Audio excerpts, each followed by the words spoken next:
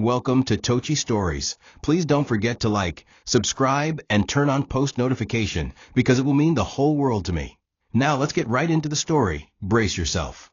The morning sun spilled gently over the tiled roof of Chuka's new home, a modest but peaceful estate far removed from the chaos of his past. It wasn't the glass towers and golden gates he once dwelled behind, but there was a kind of warmth in these bricks that riches could never buy. His days now began with quiet laughter, the scent of breakfast from Amma's small kitchen, and the sight of Kwame, his son, reading by the balcony or chasing butterflies with neighbors. Amma's recovery from the coma had been slow but miraculous, and the bond between them had deepened beyond romance. They were a family that had bled and healed together. Chuka, now devoted to simpler things, had taken up a quiet initiative mentoring young boys in the neighborhood who had no fathers, hoping to fill the void he once felt himself. He taught them respect, resilience, and how to dream again. His wealth was trickling back, slowly but surely, yet his heart had shifted. No longer obsessed with empire, he was now building a legacy. Amma, too, had embraced her own path. The woman who had once waited in the shadows of Chuka's choices had grown into a quiet force. She launched a local initiative that supported women abandoned by their husbands or victims of domestic abuse. Weekly, she held free counseling sessions and donated school supplies to children. In her, many saw a woman who had every reason to be bitter, yet had chosen healing. Their love bloomed not in the grandeur of the past, but in daily forgiveness and shared purpose. Plans for their wedding were quiet but exciting. Kwame, now attending school and excelling in his studies, had already started calling Amma Mummy, without anyone asking him to. They would sit together on the floor every night, solving puzzles, telling stories from Ghana, and laughing at his attempts to speak Yoruba with a heavy accent. Chuka felt fulfilled in a way he never had before. He had finally found the life he didn't know he was searching for. But peace, as it often does, attracted the shadow of those who resented it. Far away, in a dusty town on the edge of Lagos, someone watched their happiness like a storm studying the coastline. That someone was Olanna. Disguised behind a new identity, she tracked them silently, through mutual friends, social media, and even a distant relative she had bribed to feed her information. Her eyes burned not with jealousy alone, but with a thirst for revenge so cold it had become her obsession. The world thought she was disgraced, hiding abroad, or buried in some quiet retreat. But Olanna was back, and this time she wasn't coming with drama or noise. She had learned the art of the snake, to strike silently, without warning, when the victim least expects. She had nothing more to lose, and that made her the most dangerous kind of woman. Her gaze was fixed on their peace, and she had sworn that if she could not be part of it, she would be the one to destroy it. Olanna's return to Nigeria was not accompanied by flashing headlines or whispered rumors. It was a ghost arrival. Under the alias Ms. Fola Adebayo, she rented a high-end apartment on the island and adopted a quiet, refined persona. She changed her hair, her accent, even her gait. No longer the loud, flashy socialite that had once ruled Lagos parties and boardrooms. She was now subtle, invisible but present. Her first move was to reconnect with an old college friend, a pediatric nurse who coincidentally had ties to Amma's hospital.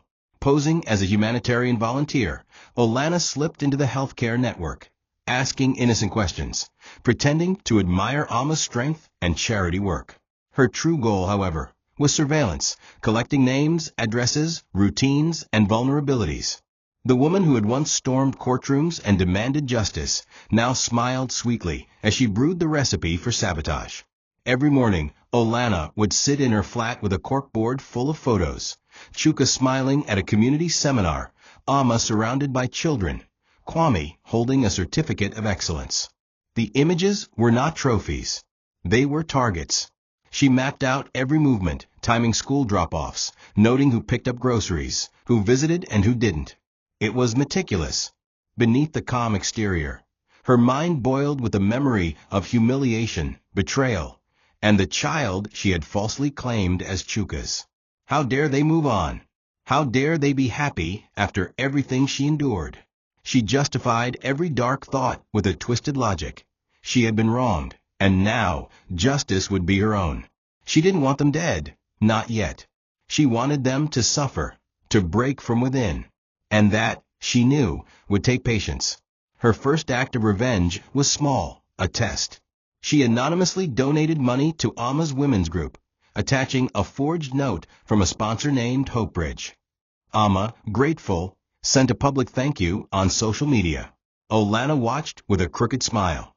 It worked. She had breached the first wall. From there, she sent another contact, a well-trained woman named Halima, posing as a struggling single mother seeking help. Halima was charming, educated, and earned Amma's trust quickly. Within weeks, she was invited into the home, sometimes even helping pick up Kwame from school or assisting with weekend cooking. Olanna now had eyes inside. Still, she remained patient. Her masterpiece would begin not with fire, but with silence. Because sometimes, peace must be poisoned slowly, until the heart forgets it ever existed. Halima blended in perfectly. Her performance was nothing short of theatrical excellence. On the surface, she was everything Amma respected, a woman with a painful past, resilience in her eyes, and a kind voice that soothed children. She shared stories of a broken marriage, being left alone with a son, and how she now lived in a shelter. Amma, ever compassionate, offered her a temporary room in the staff quarters and gave her access to their world. Chuka, cautious by nature, had initial doubts. He asked for background checks, but everything came out clean. Halima's documents, references, and even past addresses were expertly forged by Olanna's underground contacts. In no time, Halima became Kwame's favorite companion. She brought him books, snacks, and even taught him card tricks. She was careful not to cross boundaries, yet slowly, inch by inch, she became a fixture. Meanwhile, Olanna was monitoring everything.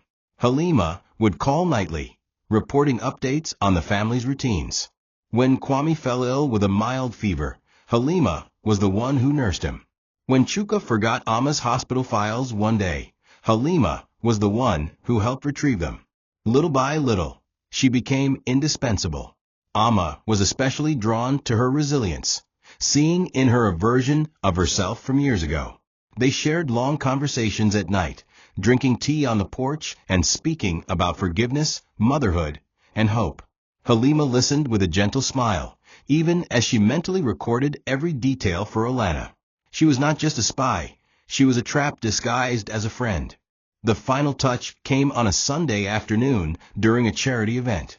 Halima stood among the crowd, holding Kwame's hand, while Amma and Chuka addressed the audience. Olanna watched from a distance, wearing sunglasses, hiding in plain sight. Her eyes never left the boy. Kwame laughed freely, unaware of the web being spun around him. It would be the last public event before everything changed. The next phase was ready.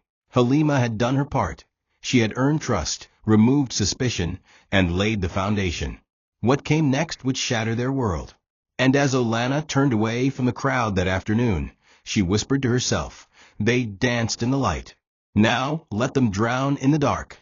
The weeks that followed were the kind most people pray for. Chuka had secured a major government-backed contract to expand his mentorship program into a tech academy, one focused on digital skills, robotics, and software for underprivileged youth. It was a passion project, born from the very pain he had once endured as a boy. The groundbreaking ceremony was modest but powerful, with dignitaries present and neighborhood children dancing in excitement. Newspapers ran headlines praising the reformed businessman, once jailed, now transforming lives. From prison to purpose, one of them boldly read. Amma had never been prouder. Watching him stand at the podium, speaking not about profit but purpose, her heart swelled. Her support was unwavering. She handled the foundation's logistics, coached the volunteer staff, and poured her time into shaping the women empowerment wing of the project. They weren't just dreaming, they were building. Kwame had adjusted beautifully to life in Nigeria. His English was fluent, but he was beginning to understand Yoruba and even Pidgin, making the local kids love him more. His school reports were outstanding, and he now had a solid friend group. Chuka had taken to spending his evenings with Kwame, sometimes just sitting under the mango tree in their backyard talking about life or helping with homework. The boy adored him. He often called him Dad, now, without hesitation. Amma, ever vigilant, kept a protective eye on their small circle. She would occasionally have nightmares, visions of loss, of blood, of Olanna's rage returning, but she dismissed them as trauma echoes. After all, they had taken every precaution. The security was tight, their phones were tracked, and their home was under watch. Everything was fine, or so it seemed. Halima continued playing her role flawlessly. She now had a dedicated room in the house and was practically the head nanny. When Amma got busy with foundation work, Halima picked up Kwame from school. She even attended parent-teacher meetings. The trust was total. Chuka, while grateful for her help, always kept a subtle distance, a businessman's instinct, though he never voiced it.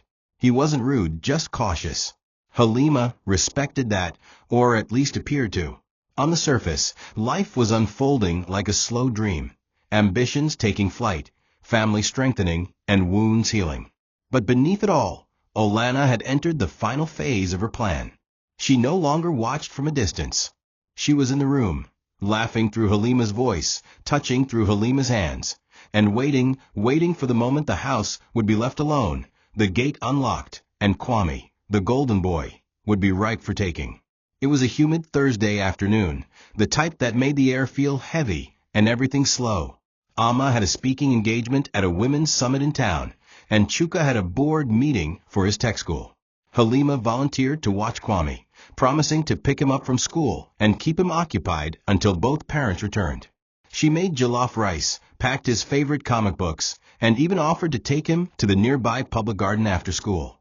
Everything seemed fine. At 4 p.m., she sent Amma a voice note. "Kwame is happy. We're eating now. Don't worry." That was the last anyone heard from her. By 6:30 p.m., when Amma and Chuka returned home, there was no sign of either Kwame or Halima. Calls went unanswered. The security man on duty claimed he saw them leave in a taxi around 3:45 p.m. No license plate, no destination mentioned. Panic set in immediately. Chuka's hands trembled as he called his private security detail. He ordered roadblocks, contacted the school to confirm Halima had indeed picked up Kwame she had, and activated every resource he had. Within 2 hours, the Lagos State Police were involved, but it was as though Halima and Kwame had vanished into thin air. No CCTV footage showed them at the park. The phone number Halima used was now unreachable. Amma was hysterical. Her wails filled the house, her body trembling violently as she clutched Kwame's tiny slippers and begged God not to let history repeat itself. Chuka, stricken with fear, began retracing every step. "We were too comfortable," he muttered. "We let our guard down." Neighbors gathered. Some offered prayers, others whispered theories. Kidnappers. Ritualists. Enemies from prison. The truth was far more terrifying and closer than they imagined. As the night dragged on, their home became a war room of pain. Amma curled up in the living room, crying herself into a near catatonic state, while Chuka raged silently, punching walls and throwing chairs. Police investigations started slowly. They asked for pictures, questioned staff, and began running facial recognition on Halima. But everything she provided was false. Fingerprints didn't match any known Nigerian ID. The real Halima didn't exist. And then came the chilling realization. This wasn't just a kidnapping. This was personal. And somewhere, in the cold shadows of the city, Olanna watched the chaos unfold, calm, unbothered, sipping tea in a rented Airbnb, as she whispered to Kwame, "Your daddy doesn't love you. He gave you away." The boy, terrified, clutched his stuffed lion and sobbed in silence. The nightmare had begun. By the next morning, every major news outlet had the story. Tech philanthropist's son missing. Kidnapping rocks Lagos elite. TV channels replayed footage of Chuka pacing angrily, shouting at police officers, while Amma was wheeled out of their home after collapsing from exhaustion. Public sympathy poured in, but so did suspicion. Old stories resurfaced. Wasn't this the same man once accused of domestic abuse? Didn't his wife end up in a coma before? Trolls flooded their social pages with cruel comments. Amma deactivated her accounts, while Chuka shut off his phone.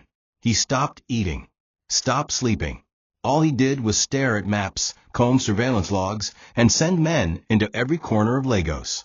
When the police began stalling, citing bureaucracy, Chuka lost his temper. "I will burn the city if I don't get my son back," he shouted at the commissioner of police. But threats couldn't fix this. Amma blamed herself. She replayed every moment with Halima, the jokes, the tears, the shared late-night chats. "How could I not see it?" she wept. "I let the devil into my house." Her depression deepened. She refused to bathe, refused to speak. She would often crawl into Kwame's empty bed and rock back and forth, calling his name softly. Chuka tried to be strong for her, but even he was fraying. Every child's laugh in the distance made his heart shatter. He hired private detectives, offered a 50 million Nigerian nairas reward for any information, and personally went undercover to follow leads. Nothing came up. It was as though Olanna had erased the boy from existence. But then, the first letter came, slipped under their gate in a red envelope. It was typewritten and unsigned. But the message was clear. "Now you know how it feels to be forgotten. This is not the end. It's the beginning. I see everything. I hear your tears. And I will make you feel every ounce of pain I felt." A second letter followed 2 days later, this time including a picture of Kwame, blindfolded, sitting on a mattress, holding a whiteboard with the words, "I miss home." Chuka roared in agony. Amma fainted. The police urged calm, warning them not to engage. But Chuka knew, this wasn't an ordinary criminal. This was calculated, personal. And though he couldn't prove it yet, he knew it in his bones. Olanna was back. And this time, she had come not to fight for love, but to destroy it. The letters did not stop. Each day brought a new one, each envelope soaked in venom, cruelty, and eerie precision. The language was always calm, never shouting, yet the words cut deeper than any scream could. They were filled with accusations, reminders, and manipulation. "You abandoned a queen for a maid. Now that maid cries alone at night." Another read, "How many times did I beg you, Chuka? But your heart was weak, seduced by pity, not love." At first, the couple ignored them, assuming they were sent to torment, not inform. But when one letter included a recent drawing Kwame made, a picture of him, Chuka, and Amma holding hands under a tree, they knew Olanna had access to him. The boy hadn't drawn that before. He was doing it in captivity. She was reading his mind, feeding off his fears, and using his innocence as currency in her twisted vendetta. Chuka tried everything to trace the source. He brought in cybersecurity experts to track emails and printers, but they all hit dead ends. Whoever was behind this was careful. Olanna hadn't used any digital trail. No fingerprints. No identifiable ink. She had become a phantom, a ghost with a vendetta. Amma, in her fragile state, begged Chuka to stop reading them aloud. But Chuka couldn't stop. He needed to understand her, needed to get inside Olanna's mind to predict her next move. Yet each letter pulled him further into madness. One night, he punched the mirror in their bedroom after reading a note that simply said, "He cries for his mother, but she won't come. Are you still proud, Daddy?" His knuckles bled as Amma screamed, holding his face and begging him not to disappear on her the way Kwame had. And in the midst of the chaos, the media feasted. Olanna was planting stories anonymously in tabloids, suggesting that Chuka's wealth was built on exploitation, that Amma was using witchcraft, that Kwame wasn't even his real son. The rumors spread like wildfire. Sponsors pulled out of the tech school. Board members began distancing themselves. What had once been a celebrated legacy of redemption now teetered on collapse. But the worst part wasn't public, it was private. In his inbox one morning was a voice note. Kwame's voice. He was crying, whispering, "Daddy, are you coming? She says you hate me. I miss Mommy. I don't like the dark." Chuka broke down. He collapsed to the floor, hugging his knees and shaking uncontrollably. Amma tried to hold him, but both were crumbling. Two broken people screaming silently in the same storm. And through it all, Olanna watched. She wanted not just to destroy them, but to unmake them. Amma had always been the emotional glue of the family, soft but strong, gentle but unwavering, even when life threw fire at her face. But the loss of Kwame had drained her. Her spirit, once fiery, was now flickering like a dying candle. She barely ate, barely moved. The once vibrant woman who organized empowerment seminars and danced at community meetings now walked like a ghost through her own house. She spoke to no one, not even Chuka. It wasn't depression, it was devastation. Every time she closed her eyes, she saw Kwame sitting alone, crying. She blamed herself for trusting Halima. She blamed herself for ignoring those small gut feelings. But most of all, she blamed herself for daring to believe she deserved happiness. She had fought for love, for motherhood, and now, in return, she was rewarded with silence, absence, and nightmares. Then came the accident. It was supposed to be a quick visit to the supermarket. Chuka had begged her to get out of the house, to breathe. Amma finally agreed, hoping it would distract her even slightly. But on the way back, as her driver slowed at a junction, a black SUV with no plates swerved out of nowhere and rammed them. The driver's side was crushed, and Amma's head hit the window violently. By the time the ambulance arrived, she was unconscious and bleeding from her ears. Chuka arrived at the hospital 30 minutes later, shaking, panicked, shouting the doctors down until someone told him the truth. Amma was in a coma. Her brain had swelled. She needed monitoring. There was no certainty she would wake up, and if she did, there was no telling who she'd be. And in a cruel twist of fate, Olanna arrived later that day, dressed modestly in a gray scarf, calling herself Sister Ifyinanya, claiming to be Amma's cousin. She showed a fake ID, offered prayers, brought food for the nurses, and began spending time at the hospital. At first, the staff welcomed her. She was gentle, caring, polite. She even held Chuka's hand as he wept beside Amma's bed, whispering scriptures and softly praying. But inside her, darkness festered. She would wait until Chuka left, then lean close to Amma's ears and whisper, "He'll never find Kwame. He doesn't deserve to." She pretended to clean Amma's forehead, but would stroke it like a predator, smiling when the heart monitor beeped erratically. The nurses adored her, a devoted cousin. But no one knew the truth. The woman sitting in Amma's hospital room was not a caregiver. She was the architect of everything falling apart. And her masterpiece was only just beginning. Olanna was a master of disguise, not just physically, but emotionally. With Amma unconscious and Chuka spiraling, she had stepped into their lives like a savior. She cleaned Amma's hospital room, cooked small meals for Chuka, and brought in 2 extra nurses who she had vetted personally. To the world, she was the picture of compassion. Even Chuka's older cousin, who visited from Enugu, praised her. "This Ifyinanya woman is a blessing. You should thank God for her." And, at first, Chuka believed it. How could he not? She had come out of nowhere, expecting nothing, giving everything.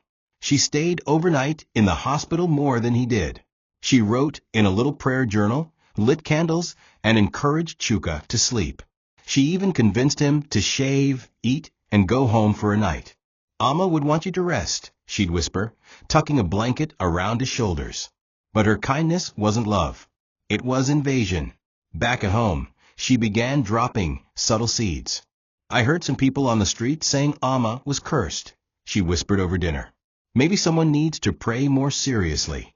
She'd pause dramatically, then say, "It's just that, when you go against a woman who truly loved you, sometimes the spirits fight back." She never mentioned her name, never claimed her past. She was a ghost wrapped in humility. Chuka, still broken, nodded along. He didn't argue. He was too tired to fight theories, too desperate to feel loved by someone who wasn't crying. She used this moment to edge deeper into his space. She started answering his phone when he didn't. She organized meetings with pastors. She even suggested bringing in a herbalist just to clear the air. And Chuka, though hesitant, didn't stop her. But one person did notice. Chinyu, Amma's fiercely loyal cousin, returned from Ghana and immediately sensed something off. Her instinct screamed. Who was this woman? Why did no one have her full name? Why did her photos not appear on social media? She began asking questions. Quietly, she watched Olanna's every move, pretending to be friendly. She offered to help in the hospital and subtly followed her during errands. One afternoon, Chinyu trailed her to a cyber cafe in Yaba, where Olanna printed several black and white documents and met with a tall man in a hood. Chinyu took photos from her car. Her heart raced. She didn't know what she had stumbled into yet, but she knew one thing. Sister Ifyinanya was a lie. And if Chinyu didn't act fast, Olanna would bury them all and dance on the grave with roses in her hand. Chinyu had never been one to meddle in affairs she didn't understand. But something about Olanna, now masquerading as Sister Ifyinanya, refused to sit well with her. She couldn't shake the chill she felt whenever the woman smiled. It was never warm, it was calculated, too perfect. There was no history of this woman in any of Amma's stories, no family tree connection, and no photos from their childhood that confirmed they were cousins. Chinyu began searching, first through social media, then local records, and eventually through one of her friends at a private intelligence firm. The findings were disturbing. The identity Ifyinanya was fabricated. The address listed didn't exist. The name on her fake ID belonged to a dead woman from Port Harcourt.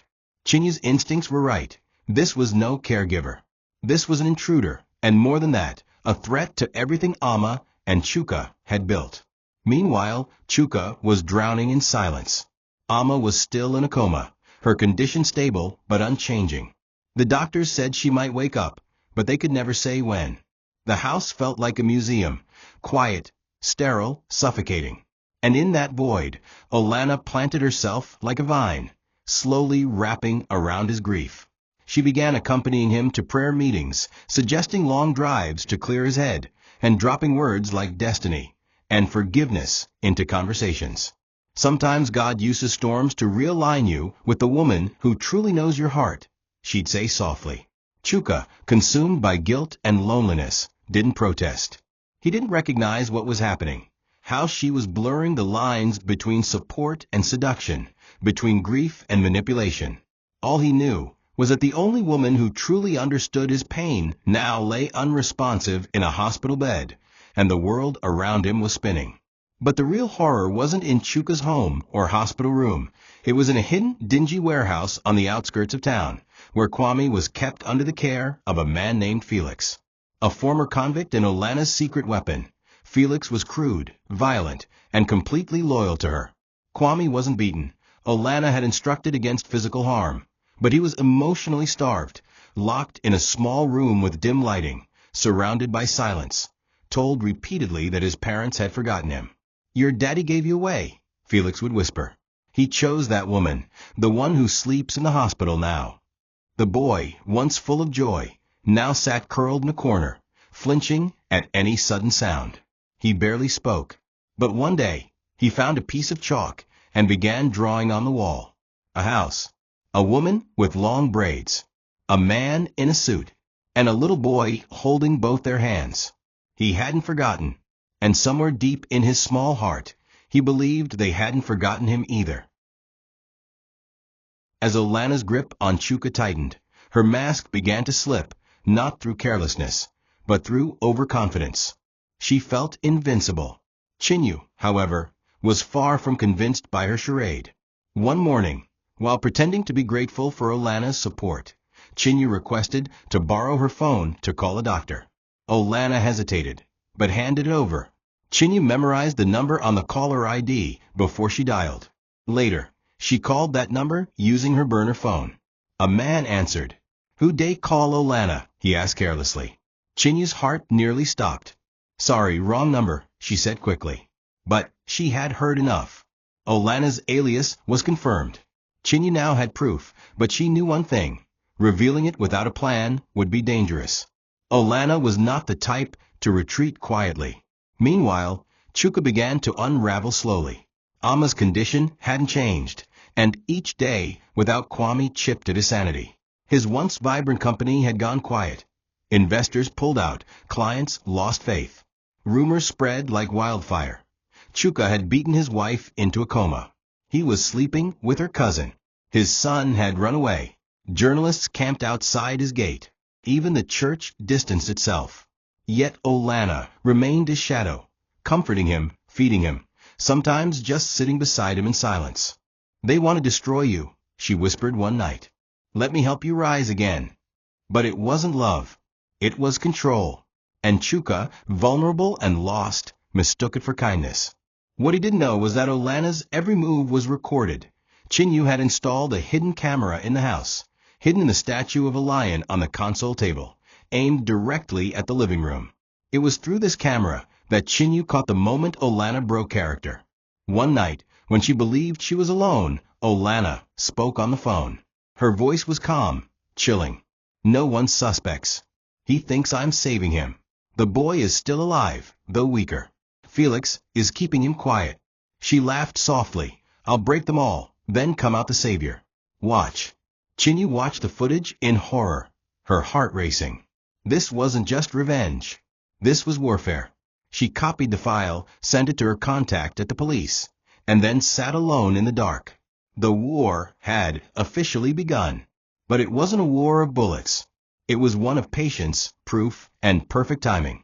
And if she moved too quickly, Olanna would vanish with Kwame forever. But if she waited too long, there might be no family left to save. For weeks, Amma's eyes remained closed. Nurses came and went, whispering encouragement. Chuka sat by her side every morning, reading letters, playing her favorite songs, praying silently. The doctors monitored her vitals closely. She was stable, but unresponsive. Then, one rainy evening, something shifted. A small twitch of her fingers. A subtle movement in her left eyelid. The machines didn't beep wildly, but they noted it. Life, trying to return. By the next morning, Amma's eyes fluttered open. She didn't speak. She didn't smile. But she was awake. Chuka was called immediately. He rushed in, fell to his knees beside her, and wept like a child. "You're back," he whispered, clutching her hand. Amma blinked slowly, tears rolling from her eyes. She tried to speak, but her voice was weak. The nurses assured him it was normal. She needs time to recover. Let her mind catch up. But recovery was not the only challenge. Amma's first full day awake was marred by confusion. She recognized Chuka, but not much else. Memories came in flashes, her accident, Kwame's laughter, a stranger's voice whispering while she slept. Olanna visited that same evening, carrying fruits and pretending to be elated. "You're a fighter," she said, placing a kiss on Amma's forehead. But something in Amma stiffened. Her body recoiled slightly. Her hands gripped the bedsheets. Her eyes locked onto Olanna's, with a mixture of fear and recognition. "I know you," she whispered, though barely audible. Olanna's face froze for half a second before she resumed her smile. "Of course, my dear. I've been by your side every day." She turned to Chuka. "She's still confused. It'll take time." But Amma wasn't confused. Somewhere in her broken memory, she remembered the voice that whispered venom into her ear while she was asleep. She remembered the smell of the scarf, the tone, the prayers that weren't really prayers. That night, when Olanna left the room, Amma gripped Chuka's hand. Her voice was shaky, but clear. "She's not my cousin," she said. Chuka's breath caught. She was here always, whispering, saying things, scaring me. The look in Chuka's eyes turned from concern to rage. He stood up, clenched his fists, and for the first time in weeks, he saw clearly. The fog lifted. The lies cracked. Chinyu entered the room just moments later, holding the camera footage. "I have something to show you both," she said. Chuka looked at Amma, then at Chinyu. The war had shifted. They weren't broken anymore. They were wounded, but awake. And now they had a target. The snake in the room had just been marked. Chinyu sat across from Chuka in his study, the camera footage playing on a muted laptop between them. It was late, too late for visitors, but neither of them had slept since Amma's chilling revelation. The video was short but damning. Olanna's voice, dripping with venom, confirmed everything: the kidnapping, her deception, and her ongoing plot to destroy Chuka's life piece by piece. Chuka paced the room like a lion trapped in a cage, his fists clenched at his sides. "She's been under my roof, comforting me," he muttered, almost in disbelief. Chinyu looked shaken too, but determined. You can't confront her directly, she warned. She's smart, calculating. She'll disappear again, and take Kwame with her. Chuka nodded slowly. We'll need help. Quiet help. And just like that, the plan began. Slow, meticulous, and dangerous. They would outsmart Olanna, but it would take every ounce of cunning they had. Chinyu took it a step further. Knowing Olanna would grow suspicious of any sudden changes, she pretended to grow closer to her, even inviting her to spend the night in her guest room for support. It was a perilous move, and Chuka begged her not to risk it, but Chinyu was unwavering. If we don't act now, Kwame may not survive another month. Every night, she left her phone recording in the guest room, hoping to catch more evidence. She searched Olanna's belongings, her bag, her phone logs, and even her toothbrush for DNA samples. All of it was stressful and terrifying, but Chinyu pushed on. One night, while feigning a late-night chat about forgiveness and faith, she secretly mirrored Olanna's phone using a clone SIM card. It gave her access to real-time texts and locations. That was when they got their first lead, an address listed under the name Felix. Oh. Meanwhile, Amma was recovering faster than the doctors expected. Her memory was returning in bursts, and with each returning fragment, her hatred for Olanna deepened. But she wasn't interested in vengeance for herself. She wanted her son back. The memory of Kwame's last hug haunted her daily. She began participating in the plan from her hospital bed, advising Chuka and Chinyu, analyzing every word Olanna had spoken during her visits. She's scared now, Amma said one night. She knows I remember. She'll act soon. You have to be ready. It was strange how the woman who once lay unconscious was now the brain behind their recovery. Chuka kissed her forehead every night and whispered, We're getting him back, I promise.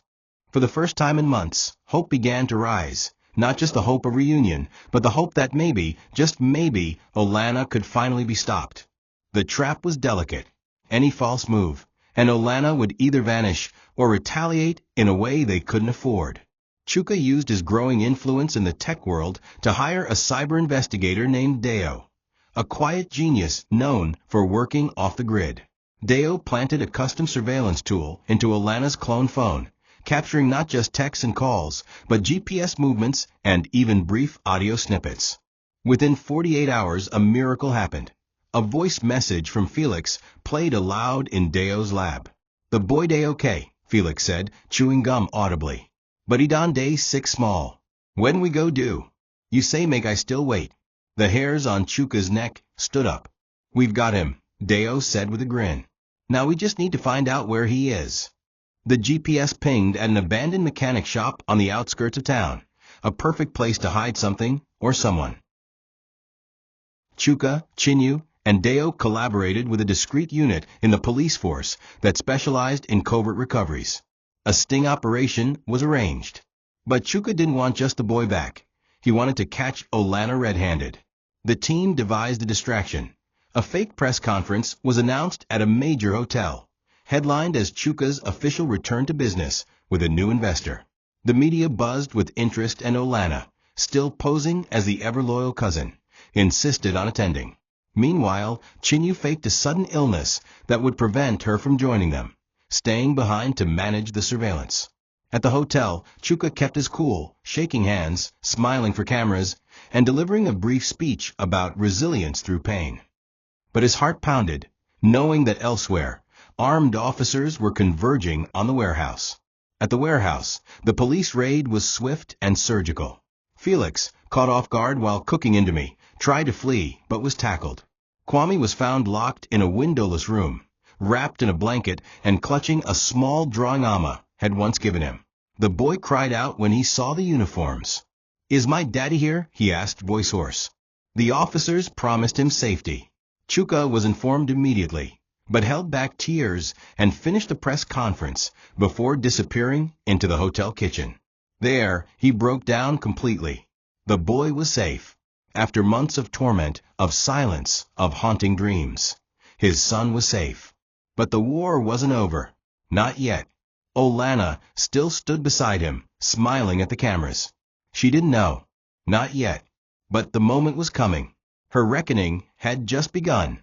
The aftermath of Kwame's rescue was both beautiful and terrifying. Beautiful because the boy was alive, safe, and slowly smiling again in his father's arms. Terrifying because the woman who caused his pain still walked free, still believed she was winning. Chuka was advised by the police to keep Kwame hidden until the final pieces were in place. Amma, still in the hospital but now mobile, was moved to a private facility for protection. Chinyu stayed glued to surveillance feeds, watching Olanna's every move. The time had come. But Chuka wanted her confession, on camera. That was the only way to ensure she couldn't escape through legal technicalities or sympathetic connections. She'll boast, Chinyu said. She always does. So they built a final trap, a meeting disguised as a spiritual retreat in the hills, away from public view, where Chuka invited Olanna for closure and healing. Olanna accepted, confident that the final nail had been driven into Amma's marriage and mental state. She believed Chuka was at his weakest, that he was seeking comfort, and perhaps even considering a future with her. She arrived in a soft white gown, the Bible in her hands, and fake tears in her eyes. The room was already wired, cameras hidden, audio rolling. Chuka played along, speaking of heartbreak and the need to forgive. "I never thought I'd lose my son and wife," he said. "But maybe God was redirecting me." Olanna's eyes lit up. She stepped closer, placing a hand on his chest.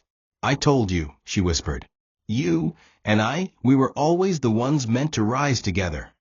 Chuka paused, then stepped back. "Tell me again," he said quietly. "What you did. I want to hear it. Every word. Then I'll forgive you." Olanna smirked. Her pride swelled. "I did it for you," she began, her voice almost a purr. "You think she would have survived you? Amma was weak. That boy, he distracted you. I removed them. I gave you back your strength. Felix handled the boy. I staged the coma. I gave you purpose." She chuckled. "And I would have let them go eventually, but you kept fighting." That was all the officers needed. They stormed the room, within seconds, guns raised. Olanna's face contorted from smug to stunned. "What is this?" she screamed. Chuka looked her dead in the eye. Justice. The final moment had come.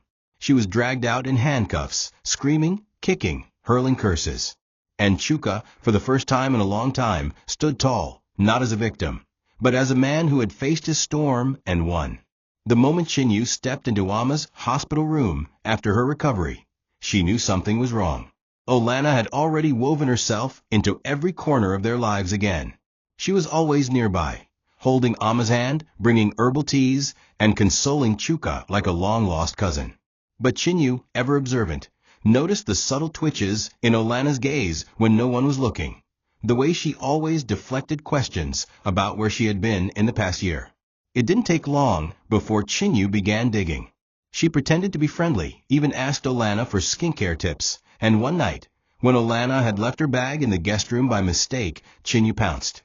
Inside, she found a second SIM card, 2 passports, and a flash drive. Her heart pounded as she copied the flash drive's contents onto her phone before returning everything exactly as she found them. Over the next few nights, Chinyu reviewed what she had uncovered. What she found shattered every assumption. The flash drive contained a digital diary, Olanna's voice notes, planning Kwame's kidnapping, photos of the boy in captivity, and even recorded calls with Felix, her violent accomplice. Chinyu couldn't believe her ears. Olanna had been methodically documenting her plot, not just for revenge, but for self-glorification. "He ruined me," Olanna whispered in one of the recordings. "Now, I will ruin everything he ever loves, piece by piece." Chinyu broke into a cold sweat. She debated telling Chuka, but fear rooted her to the floor. What if Olanna found out? What if she retaliated? But Chinyu also knew that every day Kwame remained missing, the boy suffered. Amma's body might be healing, but her soul wasn't. Chinyu couldn't sit by and do nothing. It took every ounce of courage Chinyu had, but she finally told Chuka everything. She showed him the files, the recordings, the photographs. Chuka stared at the screen in silence, tears rolling down his face. There were no more doubts. The woman he once trusted, once thought he had defeated, was the one orchestrating their pain. He hugged Chinyu tight. "You just saved my family," he whispered. They agreed to keep it between themselves for now. They needed more evidence. They needed to know where Kwame was being held. Chuka contacted an old friend in the cybercrime unit, and together they traced the location of one of the SIM cards from Olanna's bag. A signal had pinged from an abandoned warehouse on the outskirts of Aja 3 nights earlier. The war had entered its final act, but they couldn't make a wrong move, not with Kwame still in enemy hands. Felix never trusted technology, but he did trust money, and Olanna had given him plenty. Yet even a seasoned ex-convict like him couldn't see the trap that was coming. Chuka, now fully aware of the truth, installed hidden cameras in the guest wing of his house, specifically in the corridor outside Olanna's room. He played the game carefully, pretending to forgive her, accepting her help, even letting her visit Amma more often. But every movement she made was being monitored. Chinyu acted like her usual bubbly self, subtly baiting Olanna in conversations. Then, one night, the camera caught it all.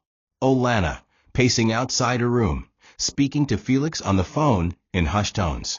"The boy is still under control," she said. "Don't worry. We'll move him once this wedding plan goes through. Once Chuka marries her, we'll strike harder. He'll break entirely." Chuka watched the footage alone in his study, fist clenched so tightly his nails dug into his palm. The audacity. The wickedness. Olanna wasn't done. She was escalating. He forwarded the video to his contact in the cybercrime unit. The officer responded with one word: move. With the location of Felix's last signal and the video evidence in hand, a sting operation was launched. But to distract Olanna, Chuka made a bold move. He called a press conference, announcing a new mental health initiative for kidnapped children, claiming the idea came to him while supporting a friend going through a hard time.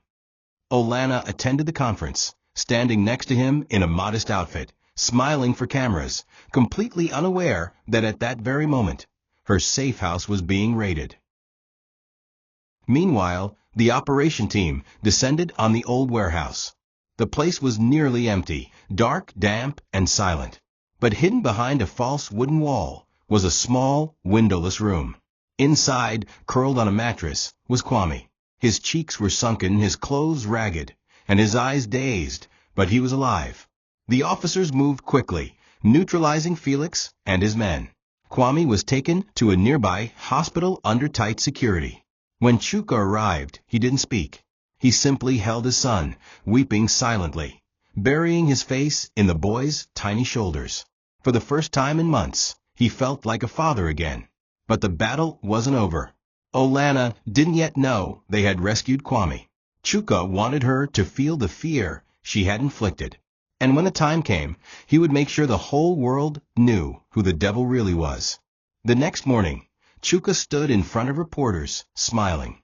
"We've made progress," he said, referencing a new alliance between his foundation and a trauma recovery center. Cameras flashed.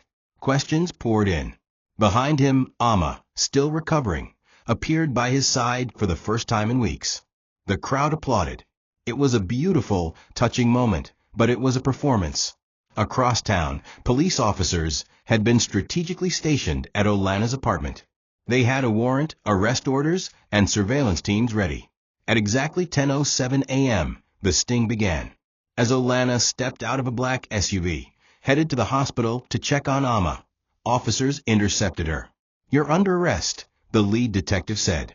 Her eyes widened. "For what?" she spat. The handcuffs clicked. "Kidnapping, attempted murder, criminal impersonation, conspiracy, and obstruction of justice," he replied. The media caught wind of the arrest within minutes. Phones buzzed. Twitter exploded. Headlines rolled across news tickers. Olanna Duramola arrested in shocking kidnapping scandal. Her carefully crafted facade shattered instantly. Supporters fled. Sponsors vanished.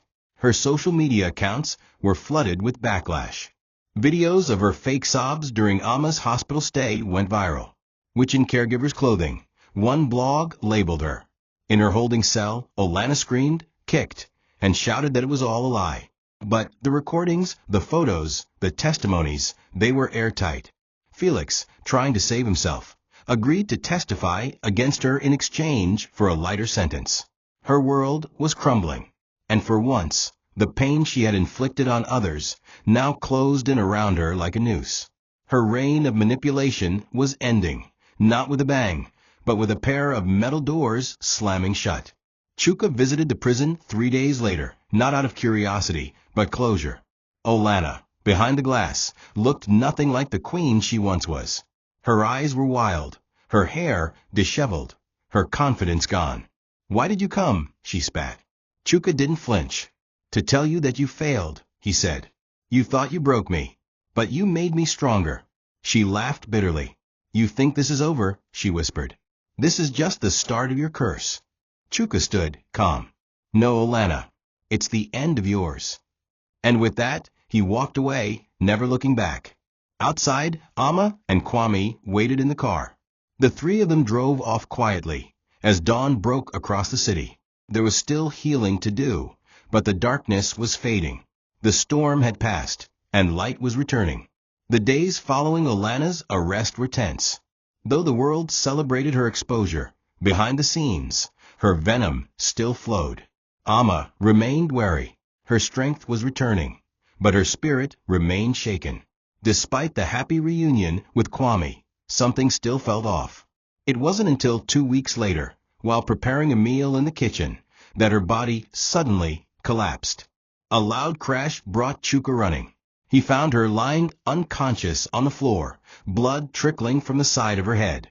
Panic seized him. They rushed her to the hospital, where doctors confirmed what they had feared. A hidden internal injury from the earlier altercation with Olanna had led to a delayed cerebral hemorrhage. Amma slipped into a coma again, and Chuka found himself thrust back into that unbearable state of helplessness. This time was different. This wasn't just a physical breakdown, it was emotional warfare. Chuka camped beside Amma's bedside for days, praying, crying, and refusing to leave. Kwame, still recovering from his trauma, became more withdrawn, sensing the tension in the air. Chuka hired a professional therapist for his son and a private nurse for Amma. At night, Chuka sat in darkness, watching her chest rise and fall, wondering if she would ever wake up. He was angry, not just at Olanna, but at himself. Angry that he had let this happen again, that he hadn't acted faster, that his love, once meant to protect Amma, had placed her in harm's way. His mother called constantly. Chinyu came by daily. But none of them could fill the gaping void he felt without Amma's laughter, her voice, her touch. Meanwhile, Olanna was trying to manipulate her way out of prison. Despite the mountain of evidence, she hired top lawyers who tried to play the insanity card. In her cell, she continued to write long letters, ramblings of delusion and self-righteousness, which somehow found their way to tabloids. "I was the only one who ever truly loved him," she wrote. "Amma used her child to trap him. She deserved what happened." The public backlash was immediate. But the damage to Chuka's psyche was worse. He felt like a failure as a protector. Even with Olanna locked away, her ghost still lingered. Every beep from Amma's hospital monitor reminded him of how close he had come to losing everything. But as he held her hand each night, he whispered, "You must wake up.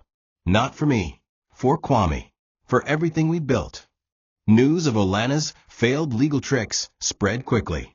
Her lawyer's attempts to paint her as mentally unstable were shredded by evidence. Audio tapes, messages, video footage, and witness testimonies. Even Felix, her own accomplice, took the stand and confirmed that everything had been her idea. "She was obsessed," he said in court. "She told me, if I can't have him, I'll ruin him. I'll make the world see him as a monster." The judge wasn't moved by her tears or her trembling voice. It was a spectacle, but not the kind she was used to. No designer clothes, no praise, no red carpets. Just cold stares, buzzing cameras, and the heavy silence of judgment. When the gavel finally came down, the room erupted. 25 years without parole for kidnapping, attempted murder, conspiracy, and emotional abuse. Olanna collapsed in the dock, screaming, "This isn't justice. This is betrayal." Outside the courtroom, Chuka and Chinyu stood side by side. Chinyu clutched his arm tightly. "It's over," she whispered, tears in her eyes. But Chuka wasn't sure if it really was. The scars left by Olanna's rampage weren't only physical. Amma was still in a coma. Kwame still woke up screaming some nights. And his reputation, though publicly cleared, bore quiet whispers in corporate circles. Some investors still pulled back, unsure if they could trust a man whose life had played out like a movie script filled with scandal, kidnapping, and betrayal. But Chuka didn't care anymore. He had one mission: rebuild, not his company, but his home. And more than anything, bring Amma back to him. That night, as Olanna was processed into a maximum security prison, Chuka went back to the hospital, knelt by Amma's bed, and said, "It's done. She's gone. Now it's time for you to return too." It was as if the universe heard him. At dawn, while the nurse changed the four, Amma stirred. First a finger, then a slight twitch in her face. Chuka, who had dozed off in the chair, sprang to his feet. The nurse called for the doctor. Within hours, Amma opened her eyes, groggy, confused, but alive. When Chuka leaned over her and whispered her name, a tear slid down her cheek. "Kwame," she asked faintly. He nodded through tears. "He's safe. He's waiting." The room flooded with emotion. The doctor was stunned by her sudden improvement. Chinyu wept outside the door. Chuka held her tightly, whispering promises over and over. "We made it, baby. We survived the storm." And though she couldn't yet speak fully, her eyes said it all. She remembered everything, and she had chosen to stay. The weeks that followed were a slow climb back to life. Amma's body was fragile, but her mind was sharp. The coma had taken its toll, but it had not erased her spirit. With therapy and gentle encouragement, she began walking again, first to the hallway, then to the garden. Kwame clung to her whenever she was near.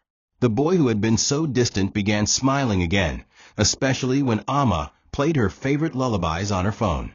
Chuka was there every moment, canceling deals, skipping meetings, and staying home to care for his family. The man who once lived for corporate success now only cared about breakfast smiles, bedtime stories, and whispered thank yous. His empire could wait. His heart had suffered enough loss. Now it was time to reclaim joy. They went on short trips to the beach, small weekend outings to local parks, and therapy sessions where Kwame slowly opened up about the time in captivity. It wasn't easy. There were tears, flashbacks, fears that returned without warning. But every time Kwame faltered, his parents were there, and together they healed. Chinyu, ever the rock, took over much of Chuka's business administration to give the couple space. Amma's mother moved in temporarily to help with cooking and care. It was a house of support, built not just with wealth, but with raw, earned love. The people who once laughed at Chuka, called him cursed, now spoke of him with reverence. The man who rose, fell, and rose again, not for fame, but for family. As Olanna awaited her full sentencing and transfer to a remote prison, she became yesterday's news. Nobody visited her. No one picked her calls. The world had moved on. Meanwhile, Chuka began rebuilding his legacy on quieter terms. He partnered with a trauma recovery organization to fund safe homes for abused children. He created a scholarship fund in Kwame's name. And one evening, while watching the sunset on their balcony, Amma rested her head on his shoulder and whispered, "You saved us, Chuka." He shook his head, tears in his eyes. "No, you saved me. You and Kwame. You gave me something to live for." The stars blinked above them, and for the first time in a long time, they felt peace not as an illusion, but as a promise. The morning of the wedding dawned quietly, with a soft harmattan breeze dancing over the calm skyline of Abuja. There was no social media frenzy, no press coverage, no flamboyant decor, just love. Chuka and Amma had deliberately kept it intimate, inviting only those who had walked through fire with them. The venue was the same lush garden in the private hospital where Amma had recovered.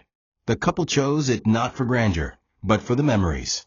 It was where Amma took her first steps again, where Kwame laughed again, where Chuka dared to dream again.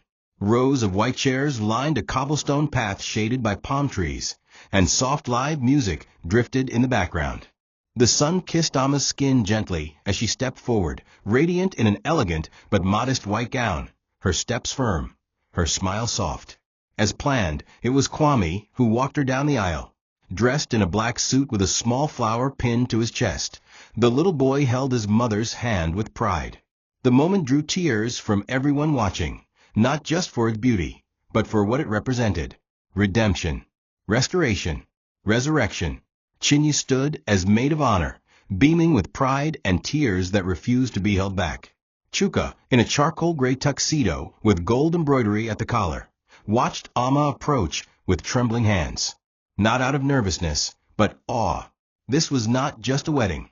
It was a declaration, a testimony, a union forged not in wealth or comfort, but in fire and grace. As the officiant spoke about endurance, loyalty, and the storms of life, everyone knew this wedding was not ordinary. It was sacred. When they said their vows, there were no pre-written speeches, no dramatic poetry, just truth. Amma looked into Chuka's eyes and said, "You held my hand when it was broken. You loved me when I was lifeless. And you gave me the strength to come back. Today I don't just marry a man, I marry my shield." Chuka's voice cracked as he replied, "You brought me out of shame. You believed in me when the world turned its back. You are my beginning, middle, and if God allows, my end." The crowd applauded as they sealed it with a kiss, and for a brief moment, the world felt still. It wasn't about the past anymore.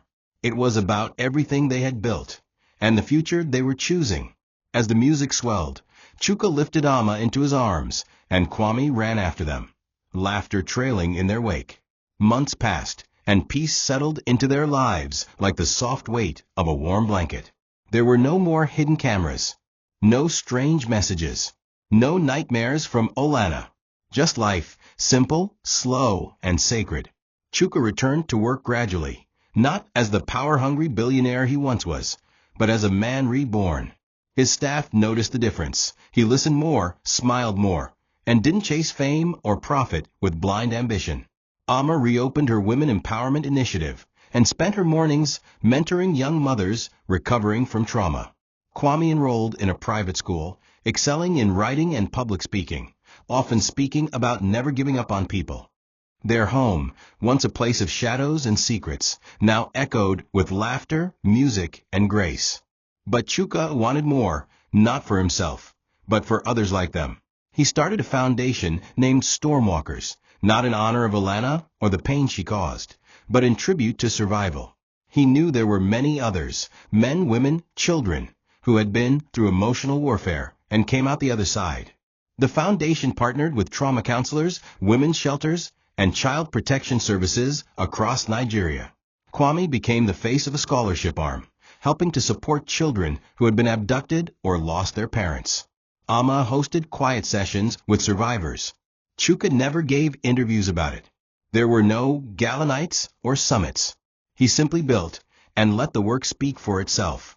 Legacy, to him now, wasn't defined by what the world saw, but by what healed in the dark, what rose in silence, and what stood long after applause faded. On the anniversary of their wedding, the family made a quiet visit to an orphanage in a rural town, far from the noise of the city. Chuka and Amma played with the children, helped serve food, and even slept over in one of the bunks. That night, as they lay under mosquito nets, Amma turned to Chuka and whispered, "Do you think this is it? Do you think the storm is over?" Chuka smiled and kissed her forehead. "Maybe the storm never ends, Amma. Maybe we just learn how to dance in the rain." Outside, thunder rumbled in the distance, but it didn't frighten them anymore. It was just a sound, not a threat. And as they drifted off to sleep, with Kwame curled up beside them, one thing was certain: their story had been rewritten. Not with pain, but with purpose. Not with fury, but with forgiveness. And above all, not with endings, but with beginnings. Thank you for watching this video. What did you learn from this story? Drop it in the comments. Please make sure you like, comment, and subscribe to my YouTube channel Tochi Stories for more.